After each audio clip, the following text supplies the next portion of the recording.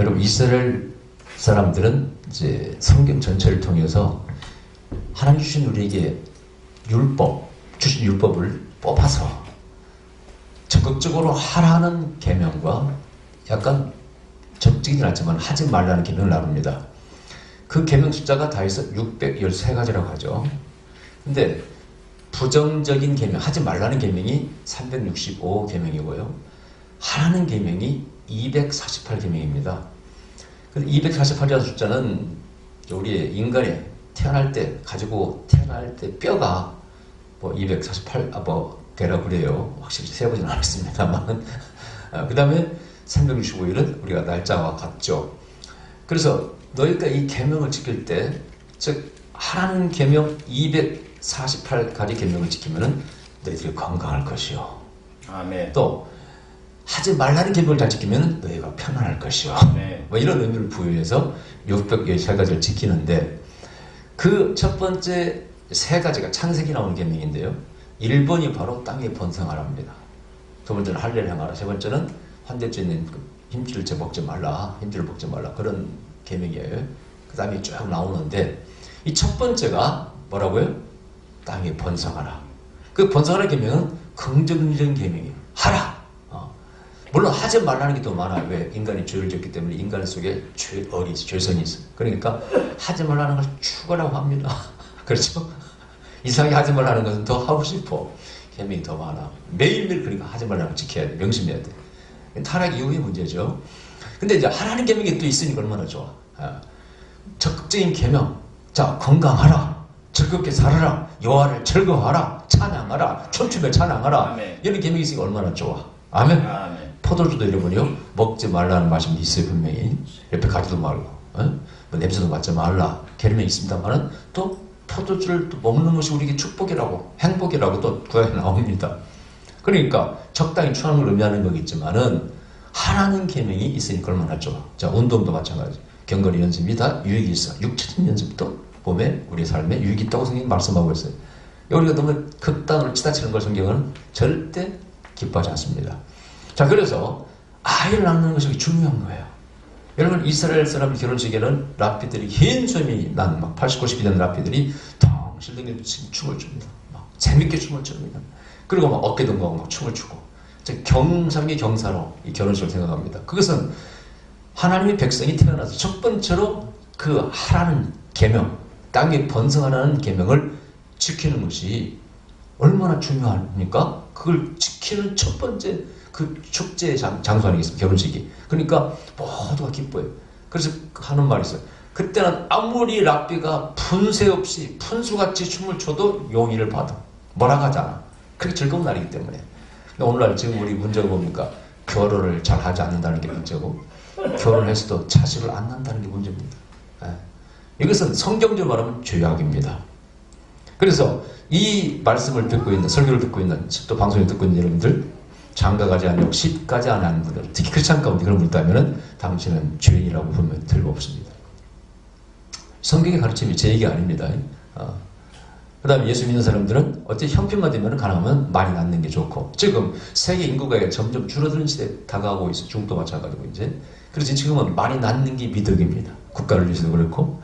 그래서 형편만 되면 많이 낳으시길 바라고, 그 형편도 복 받아서 많이 이렇게 형편을 만들어서 낳으시기 바랍니다. 아멘.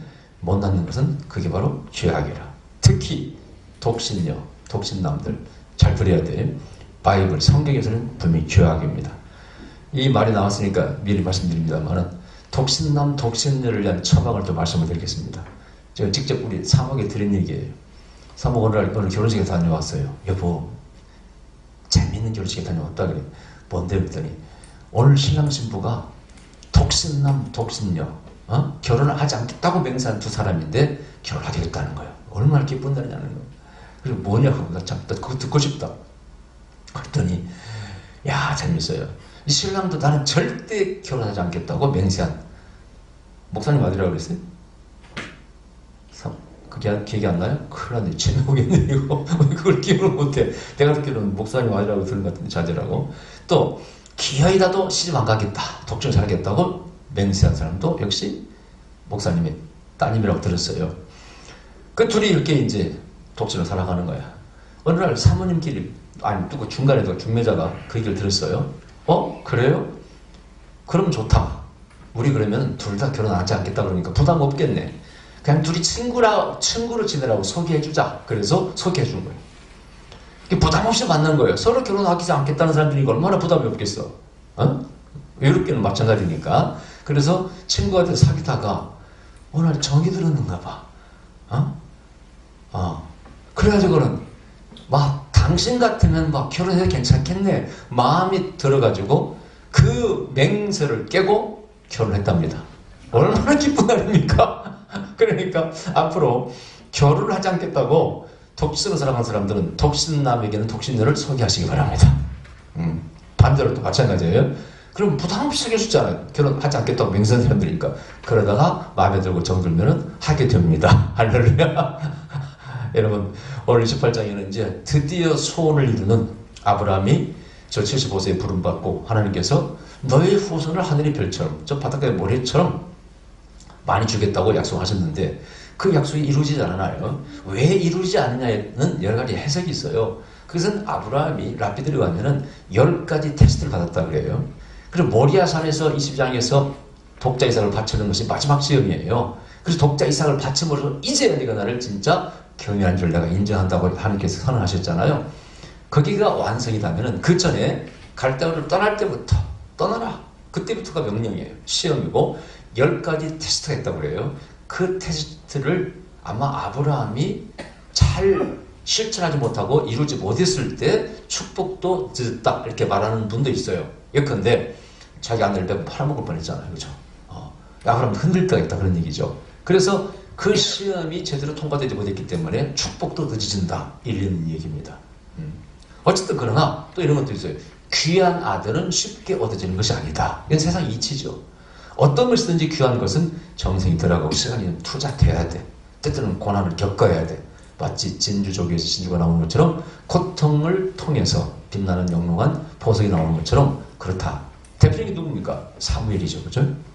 사무엘도 한나가 막 격동하는 기도, 술찬인처럼 성전에서 기도하고 절기를 지키고 여호와 앞에 기도하다가 결국은 축복을 받고 낳지 않습니까? 그런 원리가 성경에 담겨 있다는 의미입니다. 또 하나는 강청한 원리예요. 제가 늘 말씀드렸죠. 성경에서는 하나님께서 우리를 늘 테스트하시는데 강청할 때 하나님께서 꼭 응답하시더라. 이런 원리가 성경에 다 베이스로 깔려있다고 말씀드렸습니다. 어쨌든 그 중에 뭔가는 모르겠어요. 근데 여기서 이제 축복을 주셔요. 자, 오늘 본문에 보니까 축복하시기 위해서 하나님께서 땅을 밟으십니다. 여기 보니까 하나님 세 분이 사람의 모습으로 땅을 밟으셨다고 되어 있어요. 자, 이게 성경의 비밀입니다. 하나님 세 분이시라는 말이야. 일단 여기서 우리는요, 삼일째 개념을 한번 생각할 수도 있습니다. 자, 성경의 하나님은요, 절대 딸랑 혼자 계신 하나님이라고 되어 있지 않습니다. 우리가 믿을 때 우리는 삼일째 하나님으로 고백하지 않습니까? 이 중요한 개념이에요. 근데 재밌는 것은 유대 랍비들도 이 개념을 알고 있었어요. 여러분, 저 신명기 6장 6절, 6장 4절 아시죠? 샤마 이스라엘, 여호와 엘로하이누, 여호와 에하드. 자, 여러분 신명기 6장 4절 읽어주세요. 유명한 말씀입니까? 찾아보세요. 그냥 넘어가면 안 됩니다.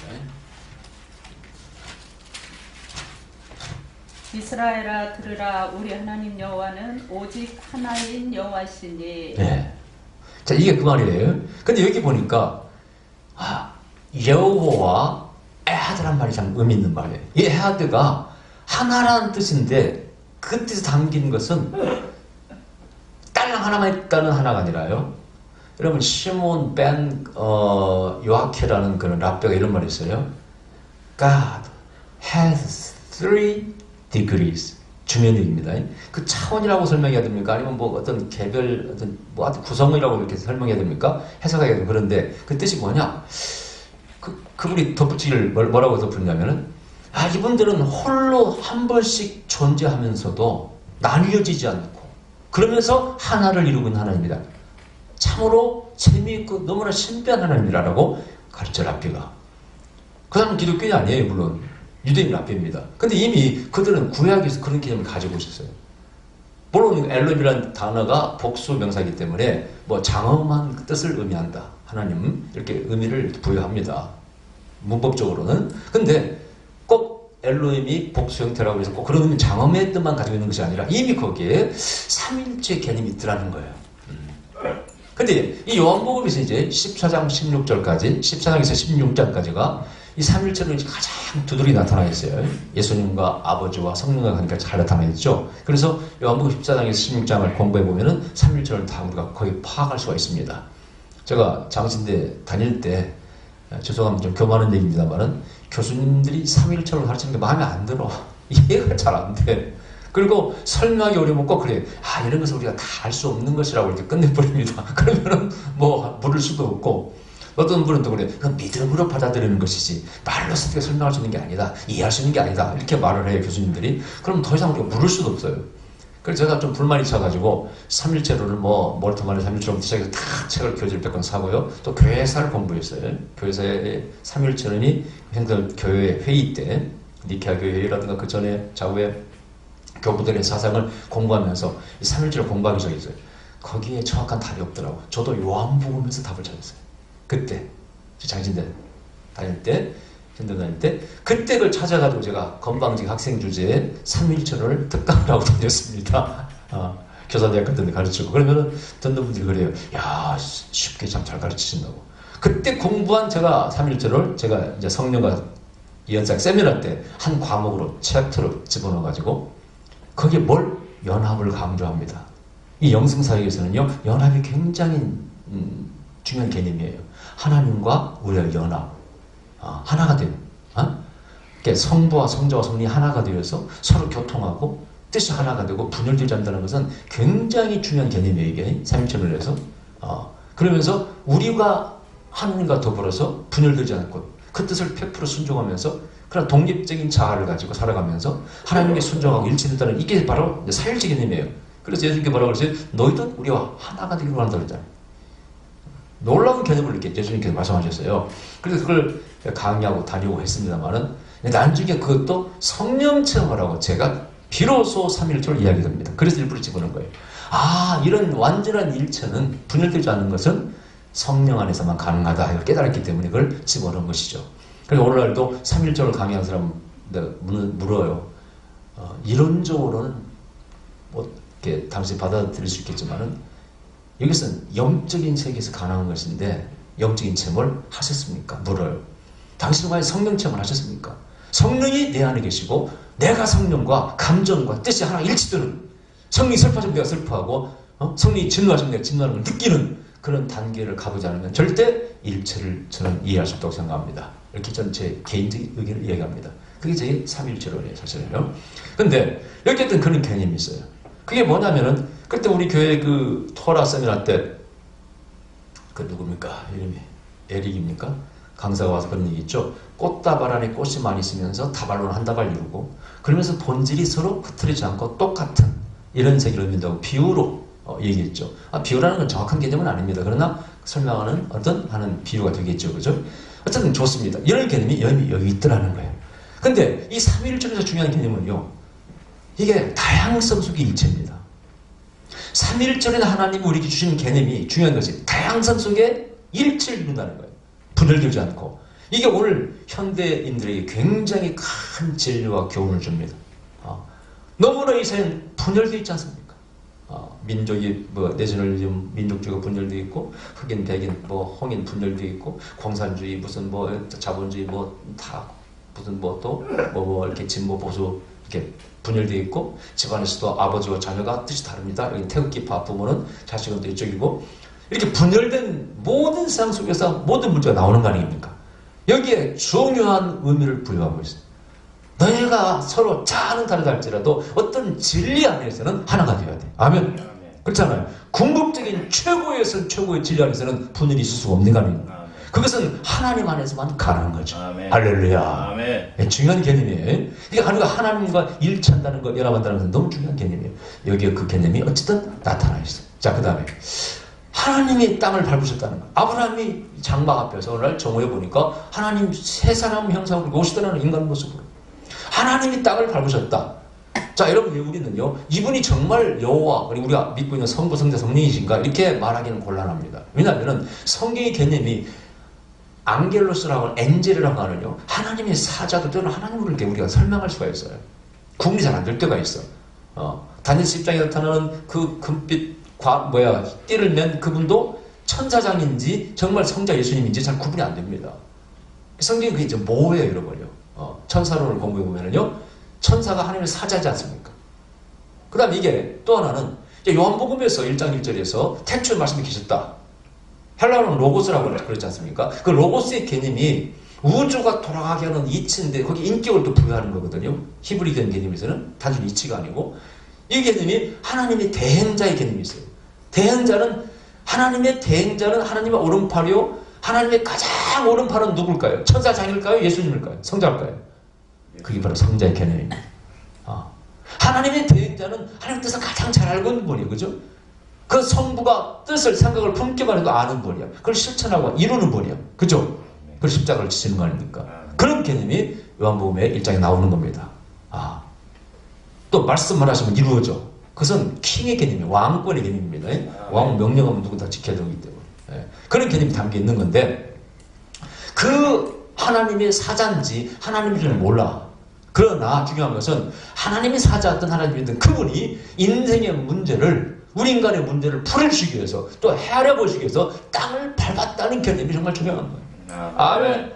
이것은 찾아오시는, 침례에 오시는, 땅으로 침례 오셔 마귀가 지배하고 통치하고 있는 이 세상으로 침례 오셔서 우리 문제를 파악하시고 이해하시고 도와주려고 풀어주려고 오시는 분이야. 아멘. 누가 그러더라고. 생계 밀착형 하나님이고 우리를 도우시는 하나님이래. 재미있는 표현이에요. 그런 개념이 있어요. 성경에서 제사장들은요, 대접만 잘 받습니다. 맨날 그냥 죄 용서한다고 소가더라 양가더라 대접 잘 받고, 성경에서 예언자는요, 저같은 예언자를 맨날 풀어줘. 막 예언해줘야지, 안 치료해줘야지, 나는 대체할까 정보해가지고 다 치료해줘야지. 성경은 다 예언자를 풀어주는 역할이야. 독이 많다면 물까지 독도 풀어주고 물도 고쳐주고 도끼도 건져주고 전부 다 이런 일을 예언자가 하지 않습니까? 근데 그런 개념이 물론 하나님은 다 들어있는데, 하나님께서는 성경에 우리 하나님은 우리의 모든 걸 들으시고 해결해 주시려고 땅을 찾아오시고 밟으신 하나님이라는 거예요. 그래서 이 땅은 하나님의 발등상이라. 아멘. 이 문제를 다 알고 계시고 찾아오신 하나님이요.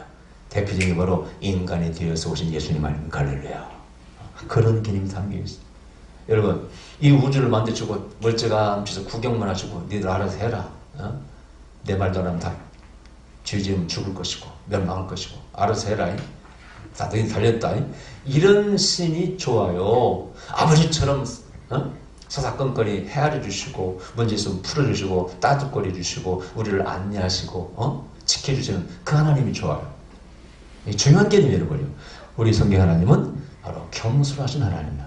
종에 비하라. 자기를 종처럼 비하시켰어요. 빌립보서 2장 5절의 말씀처럼. 그래서 사람의 형체를 가지고 이 땅에 하나님이 오셨다는 거예요. 이런 개념이 이미 구약에 여기에 현저하게 나타나 있습니다. 할렐루야. 아멘. 야, 한번 돌아보자 이거야. 근데 여기 셋으로 오셨다는 것은 중요한 것은 아까 삼일체 개념도 있고 축복의 수가 3이라고 말씀드렸습니다. 아멘. 그래서 성경에는 삼자가 모든 삼자는 다 축복의 수라고 이미 다 설명을 드렸죠.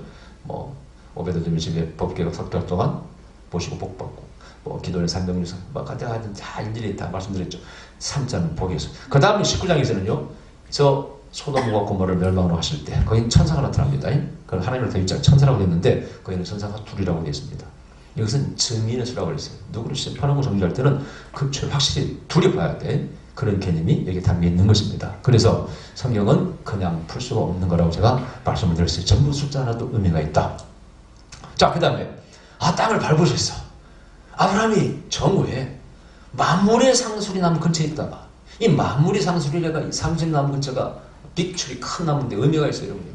여러분 13장 끝절에 뭐가 나오냐면요, 거기서 제물을 바치는 장면이 나와요. 여기는 제단을 쌓았던 곳이에요. 한번 가볼까요? 자, 13장 17절에 보면요, 이 아브라함이 장막으로 옮겨 헤브론에 있는 만물의 상수리 숲에 이르러 거하며 거기서 여호와를 위하여 단을 쌓았더라. 제사를 드리는 곳이요. 거기 나는 작년까지 이제 막벨라 우리 거기 있었던가? 헷갈리네요, 갑자기. 하여튼 제단을 쌓았던 곳인데, 자, 하나님이 어디 나타나시느냐? 하나님이 나타나시는 원리가 나타나 있어요. 뭡니까?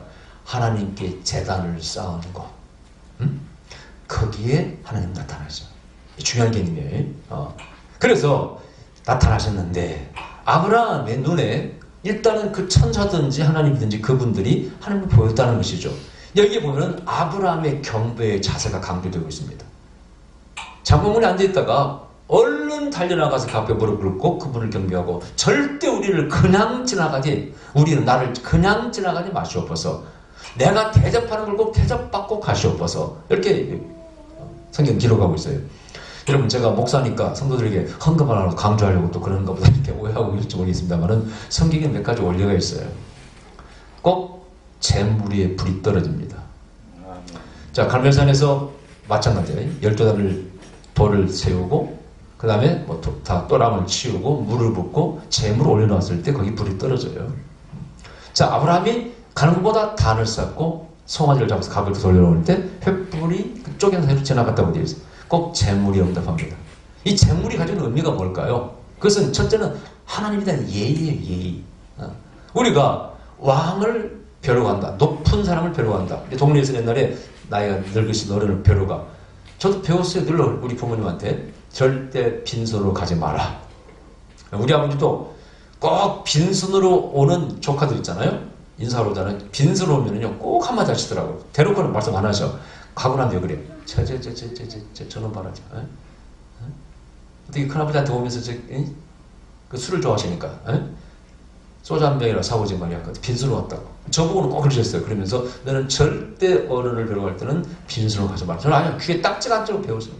평생을 실천해봐요. 지금도 어디 갈 때 특히 이 사람이랑 보면 절대 빈손으로 가는 법이 없죠. 그때 귀딱지가 않도록 배워가지고 이것은 왕은 말할 것도 없죠. 귀한 선물을 가지고 와서 왕에게 화소연하러 가는 거 아니겠습니까? 뭐 문제를 풀어달라고 그러죠. 근데 문제를 풀어달라고 빌로 온 주제에 이해를 갖추지 않고 이 성경에 보면은 잔치 갈 때는 예복을 입어야 돼. 왕 앞에 갈 때도 마찬가지로 예복을 입고 가야 됩니다. 더러운 옷을 아무거나 입고 왕 앞에 가면 안 되죠. 이런 것들이 성경이 다 그 하나님의 경배를 원리로 기록되어 있어. 주님께 보면은 너희가 내 저녁을 집에 올 때 절대 빈손으로 오지 말지니라. 절기 때마다 항상 재물을 드려야 돼. 이것은 바로 성도의 하나님의 백성으로서의 기본을 오라는 걸 아셔야 돼. 그만큼 헌금은 중요한 것입니다. 왜? 성경에 뭐라고 되어 있어요? 네 보물 있는 곳에 네 마음이 있다는 거. 그것은 네 돈 있는 곳에 마음이 있다 그 얘기 아닙니까 여러분? 어떤 사람이 막 헌금이 중요합니까? 특히 여러분 특히 교회에서 장로를 뽑고 권사를 뽑을 때 헌금은 한 사람만 뽑는다고 이런 말 소문이 돌아가지고 교회 밖에서 앉는 사람들은 교회는 말이야 돈밖에 모르고 맨날 그러잖아요. 틀린 얘기도 아니에요 사실. 그러나 그러면 사람을 평가할 때 특히 성도의 신앙이 좋다 안 좋다 평가할 때 뭘로 평가하겠어요? 왜 뭘로 보고 평가하겠어요? 그 사람이 어떻게 봉사하느냐 하나님을 경외하는 자를 보고 그 사람 신앙이 좋다 장목감이다 평가하지 않겠어요? 또 장로는 평소를 리더예요. 교회가 어려울 때 교회를 짓는다든가 설교한다든가 누구보다 더 먼저 많이 헌금을 해야 돼. 그래 안 그래요? 장로란 주제에 말이야 장로가 집사보다도 못하고 평신보다도 못하면 장로란 말이 되냐고요. 어떤 교회에서는 장로가 11주도 안 장로가 있다 하더라고요. 장로 자격이 없는 거죠. 그러니까 돈을 안 볼 수가 없는 거예요. 돈이 중요해서가 아니라 그 돈에 그 사람의 믿음과 그 사람의 신앙과 그 사람의 인격과 모든 것이 담겨 있기 때문에 포장할 수가 없는 거지. 교회에 기여할 수 없는 사람 어떻게 장로를 뽑습니까? 하나님 나라에 기여할 수 없는 사람 어떻게 장로를 뽑냐고요. 하나님도 마찬가지예요. 네가 나를 만족시켜봐. 나를 기쁘게 해봐. 나는 나를 사랑하는 자를 나도 사랑해. 이건 세상의 보편적인 진리입니다. 여러분도 마찬가지 아니에요. 옛날 아가씨 때는 총각이 유학할 때 어렸을 때는 그래 꼭 껌 하나 선물 그 당시에 없을 때라 껌 하나 씹으세요. 그리고 또 이거 커피 한잔 하실까 이거야 이거 껌도 하나 안 주면서 뭘 나하고 사귀자 그래? 네가 내 인생에 얼마나 기여할 수 있어? 나에게 사랑을 줄 수가 있어. 나를 행복하게 해줄 수 있어. 한번 보여줘봐. 껌부터 시작해. 껌이라도 줘봐. 그 틀린 얘기 아니잖아요, 여러분요. 그게 또 넘어가서도 안 되겠지만 그게 전부는 아니니까. 당신이 정말 장로가 되고 싶고 교회에서 돈이 없으면은 봉사를 열심히 화장실 청소를 하든지 뭔가 누구를 감동시켜봐. 그럼 당신을 뽑을 거 아니야? 교회에서 투표를 하기 때문에. 중요한 개념이에요. 그래서 후보를 뽑을 때는 11조 하는 거, 줄섬수 하는 거, 교회 봉사하는 걸 보고 당연히 후보를 뽑는 것이죠. 그 틀렸다고 말할 수 없는 거예요, 여러분. 절대 하나님 나라에 헌신하지 않는 자, 기하지 않는 자를 하나님이 사랑할 수가 없는 것입니다. 자, 그래서 여기도 3년된 송아지 3이라는 숫자가 무슨 특별한 의미가 있는지는 아까 말씀드렸습니다만은 최고의 어떤 상태를 말하겠지. 가장 좋은 걸 말하겠죠. 그걸 잡아서 하나님을 대접하겠습니다. 좀 잡수고 가이소. 부탁을 드립니다. 그래서 그 집에 찾아오셨어. 이 찾아오는 것이 성경의 중요한 개념이에요. 성경에서는 선지자나 하나님, 특히나 예수님이 어느 집을 방문하는 것은 중요한 개념이에요. 그 집안에 구원이 맙니다. 그 집안에 축복이 맙니다. 그 집안에 응답이 맙니다. 그분들을 들어주니까 생계 밀착의 얼치 소원을 들어주시오. 할렐루야. 그래서 여기 하나님이 아브라함의 대접을 잘 받고 이제 말씀하셔. 아브라함아, 너 자식 아들 없지? 75세에 부름받은 지금까지 맨날 하나님께서 나타나셔서 주신다 말씀하셨는데 지금까지 공수표 이루지 않았어. 아니야, 때가 되지 않았어. 그래, 이제는 줄게. 자, 내년 이맘때 너희 안에 살아가. 이제 아기를 낳을 것이다. 아멘. 결정적인 축복. 아까 613가지 첫 번째 계명을 이룰 수 있는 그 축복의 말씀을 주십니다. 근데 이 말을 누가 사라가 장막문 뒷곁에서 들었어. 사라 할머니가 웃어. 아니, 이 할망구가 애를 낳는다고 이쇼 하고 웃어.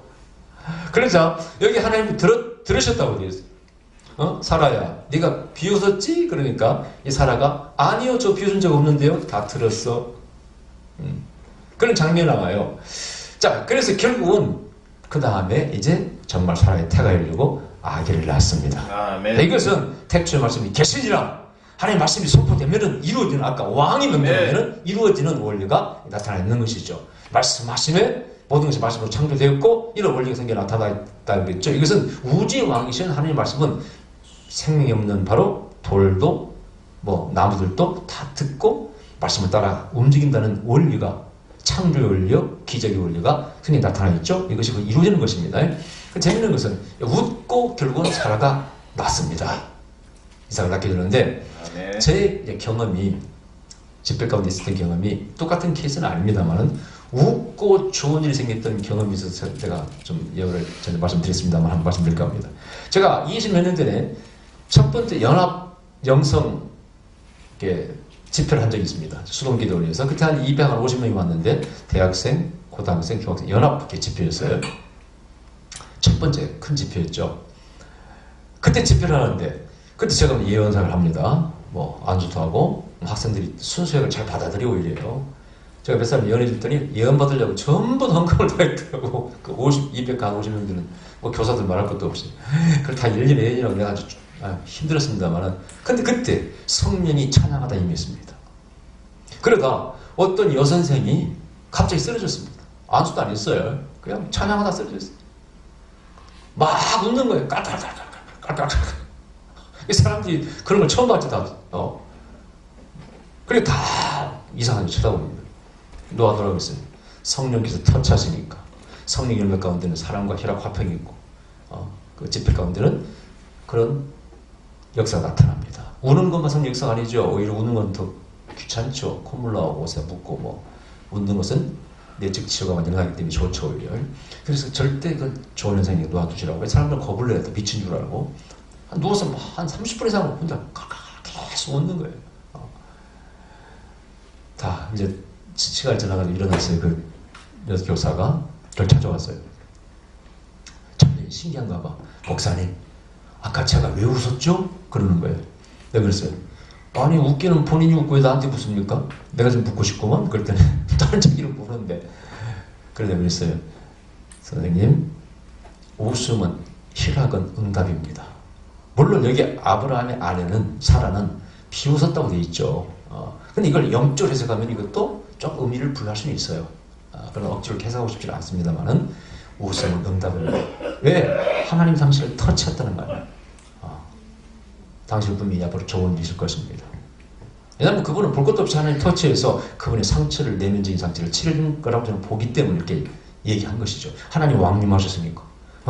우주의 왕이신 하나님 터치하셨으니까. 뭐 좋은 일이 있는 건 당연한 건 아니겠어요? 놀라운 것은 그 뒤에 한 달 뒤에 그분이 저를 찾아왔습니다. 목사님, 진짜 기적이 일어났습니다.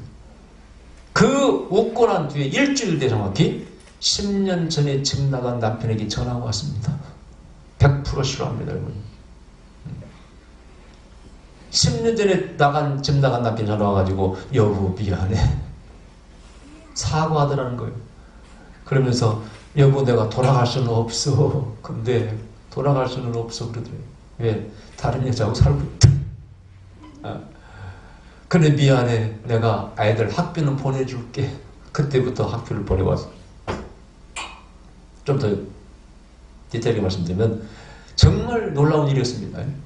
그리고 그 자녀가 둘인가 뭐 있었는데 그때 여중생 하나가 또 와서 이름으로 기도받는데 성령께서 말씀하셔. 내가 너에게 재정의 복을 줄 것이다. 중학교 3학년한테. 너무 가난하니까 이 아이가 그때 알바를 나갔습니다. 근데 알바를 나가던 가게 주인이 넌 크리스찬이에요. 크리스찬이 아니에요. 그걸 아이를 부르는 거예요. 뭐 착하게 보였는가 봐. 내가 너희 좀 장학금을 주고 싶다. 40만 원을 주었습니다. 이번에 찾아왔어요. 목사님이 이게 재정의 복 같기도 하고 아닌 것 같기도 하고 100만 원만 돼도 복이라고 하겠는데 40만 원을 이걸 복이라고 하기도 하고 애매하다고 그래요. 자, 그래서 이것은 바로 손바닥만한 구름이 나타나는 것입니다. 기도하고 감사하고 기도하시는지 진짜 소나기가 오는 목장구름이 나타날 것입니다. 진짜 그분이 또 한참 뒤 찾아왔어요. 목사님, 이제야 진짜 재정의 복이라고 할 만하게 나타났습니다. 뭡니까? 그 사장이 또 부르더래. 장학금을 줬습니다. 얼마를 줬을까요? 이번엔 1,000만 원을 줬습니다. 이 100% 실합니다, 여러분요. 거짓말 아닙니다. 야, 안 믿는 사장이 중학생 알바한테 1,000만 원을 장학금을. 그뿐이 아니에요. 이 아이가 이제 뮤지컬 가수가 됐어요. 그래서 뮤지컬 공연하다가 상대 배우 남자하고 연애를 하기 시작했어요. 걔도 크리스찬이에요. 참 재밌죠? 그래서 서로 상견례를 했어요, 부모들이. 근데 그 사돈들부터 만나봤는데 그분이요, 여기 사업자방에 살았어요, 그때. 사돈이 너무 가난하다고 그때 돈으로 내 기억에 6천만 원인가를 지원해 줬어요. 방학하느라고. 우리 사돈들 사람이 가난하게 사는 것이 안 됐다고. 그때 제가 서울에 컨퍼런스 할 때 그 사돈이 와가지고 저한테 인사시켜주고 그때 집회도 헌금을 해주시더라고. 그 웃음 사건이 거기까지 연결돼서 여러분 제발 웃을지어다. 성령이 좀 웃길지어다. 터치할지어다. 이게 하나님의 방문이에요. 아멘. 하늘이 침놉니다. 우리 먼저 개입해오셔, 풀어주셔.